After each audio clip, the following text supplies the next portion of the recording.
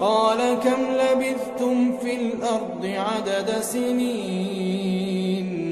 قالوا لبثنا يوما أو بعض يوم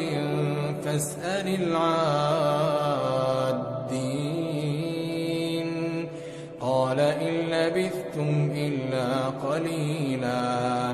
لو أنكم كنتم تعلمون أفحسبتم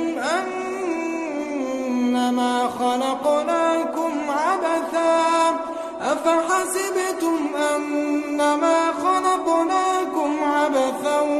وأنكم إلينا لا ترجعون فتعالى الله الملك الحق لا